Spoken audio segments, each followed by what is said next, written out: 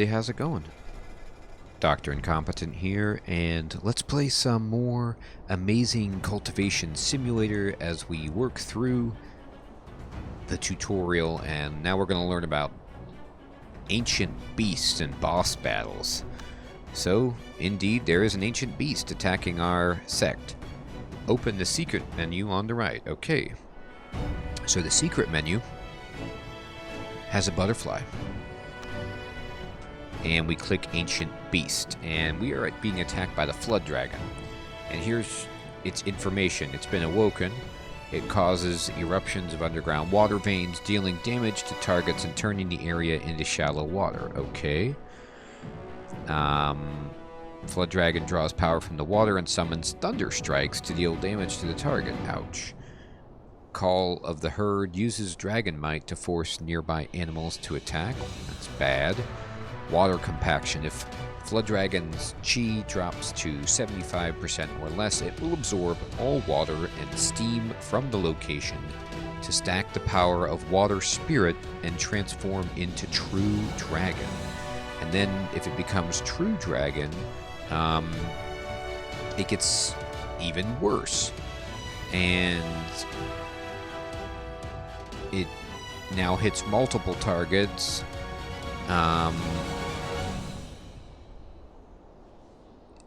Yikes. Yeah, and just becomes generally worse. So we don't want that to happen at all. Here shows that the Flood Dragon is of water element that is more susceptible to earth damage. So this means that we need to do earth damage to fight it, I guess?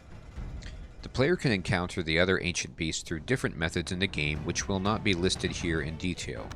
Fair enough. There it is. Click the Flood Dragon. Bam. Click Focus. You can keep track of chi status of the Zhao Dragon's body part through setting foci and develop your strategy accordingly. So here's the chi on each, the tail, the horn, the front claws, left and right, and the hind claws, right, left and right. Okay. And we'll close the focus. And we're going to select our inner disciple. So I do want to take a moment and just say that my friend Anastasia was posting on YouTube in response to this and gave me a whole bunch of very, very important and interesting information about the whole nature of this game. And it reflects an entire genre of Chinese, I don't know how you would phrase it, but culture that is focused around cultivating the individual spirit, and it gets like fun and fantasy driven, where you have, you know, people basically learning martial arts and flying around on swords and talking to animals, and there's spirits and ghosts and dragons and everything. So I had no idea that was what was going on, but now I get it. My inner disciple is meditating, trying to become immortal through internal alchemy and bettering the self, and we're going to use their power to try to defeat this ancient beast. So we're going to select them, and we're going to check their items and equipment, and here they are. Wow, look at this. My goodness, look how much stuff they can have on them. They have an artifact. According to the info above, we can wear an artifact of Earth element to attack the Flood Dragon. Yes, good. Let's do that. Let's close this. And we'll click on the sword. And the player can focus the attack on a specific body part to quickly destroy this part of the Flood Dragon. Okay. I guess we'll focus here. Each player uses different controls and strategies in battle, so this tutorial will not go into detail about battles which the player can experience in the game. Once the boss is defeated, there will be different remains from its body which can be searched for spoils. More body parts destroyed means more spoils to be obtained. Okay. So they're not going to give us the strategy or show what the battle looks like, because I guess that's just left for us to experience on our own. And then next we're going to learn how to quickly acquire food in an extremely difficult environment. That's probably good to know. You know, like if the place where your sect is located isn't immediately providing food, let's figure out how to do that. Alright, so here's our sect. And insufficient food reserves. Oh no, we don't have enough food. If the food storage is insufficient, the disciples in the player's sect may slowly starve to death. Yikes. So the player needs to respond to this emergency like going on adventures to obtain food. Sure. Use repeat adventure for food. Alright, so I'll click world. And I'm going to go to Namping Village. And I'm going to say it's the nearest location with food resources. So they have boar meat and bull meat. And so we'll say adventure, and we're just going to click this disciple and be like, dude, lady and dude. I don't even know what gender we're dealing with. Oh no, these are both dudes. And we're going to say confirm, and we're going to say use the slider to adjust the times of the repeat adventure. And we'll just do it once, and we say okay. The player can simultaneously send multiple disciples on adventure and use repeat adventure to both lower the need for food in the sect and increase the output of food by adventure in a period of time. The player can then wait for the disciple to bring back food. Sure. Now we're going to learn the extreme weather and how to handle it. Okay.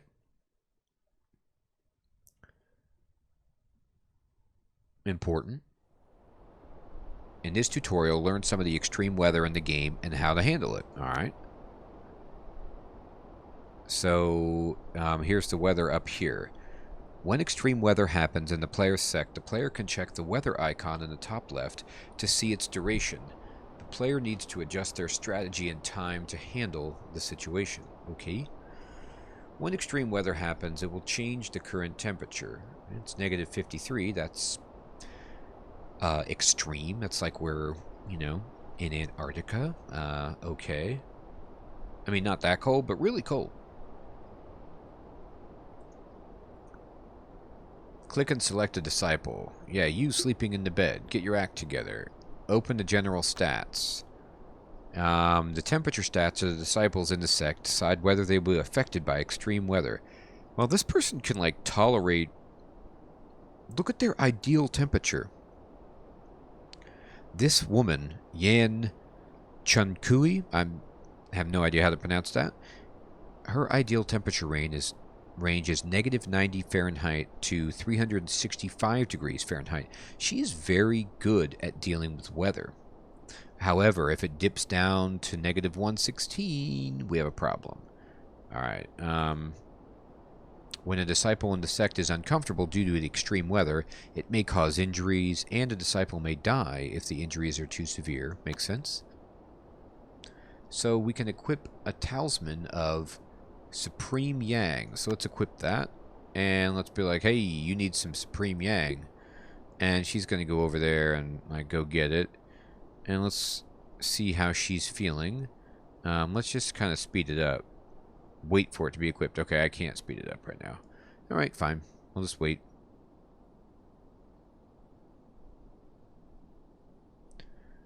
And she goes over here, and she's like, hey, I got it. And then now her range has been changed, so where she can handle even lower temperatures. A disciple can equip a talisman or use other methods. Yep. And close the general stats. Select the room by clicking on the empty area. Oh, wood bonfire. Cool. There are many buildings or items that can increase the temperature in an area. The player can use them smartly to deal with extreme weather. Sure.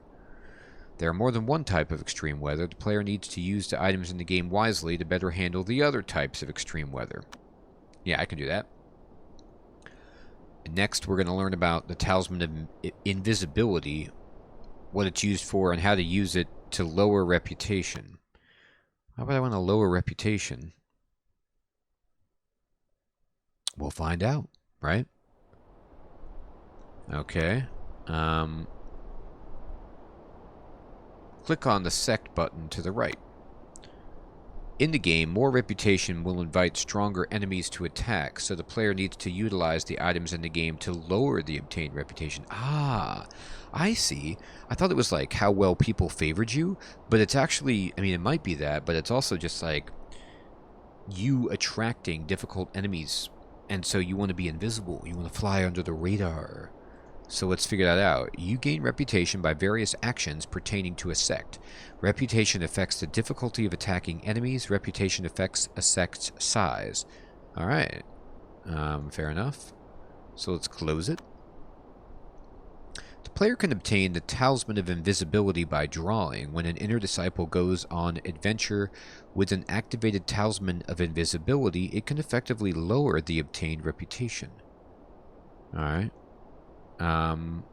Okay, so here's the Talisman of Invisibility. It says reputation multiplier negative 13.72%. Alright. Fair enough.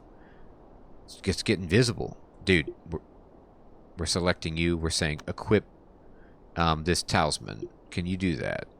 They're running to go do that. Oh, they're flying. Handsome pupil. Very handsome. Extremely attractive. Able to fly. Reputation to some extent affects the player's sect, so the player can make use of the Talisman of Invisibility to lower the obtained reputation in order to manage the sect's reputation. Great. Now we're going to learn about common hotkeys and how to customize hotkeys.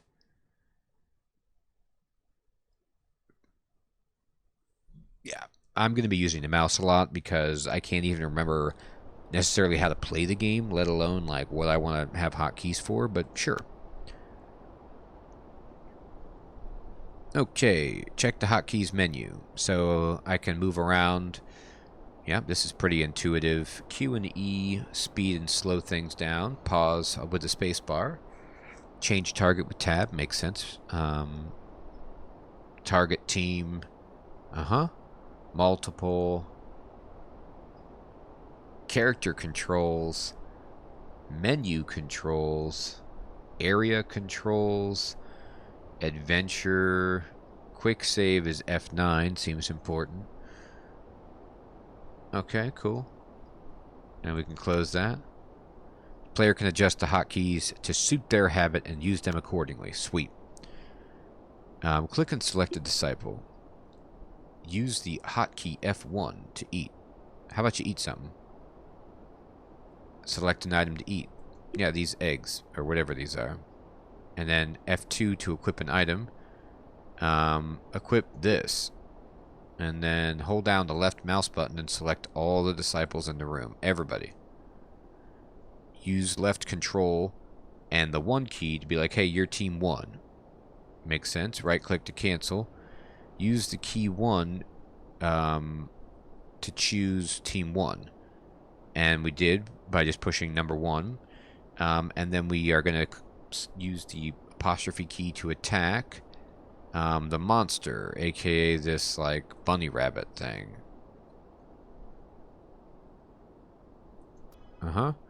V to move over here. There are many controls that can be done by hotkeys. The player can adjust them according to their habit. The player can place the cursor on the buttons to check the other hotkeys, so this tutorial will not go into detail about them. Fair enough. Now we're going to learn some of the common batch tasks in the game and how to issue them. Batch tasks, okay. Let's learn some batch tasks. Okay. Click and select a disciple. This one. Hey, you need to eat. The player can press left shift and left click multiple food to eat them in a batch. Oh, okay. Click the eat button. And then select the item to be eaten. So I can be like,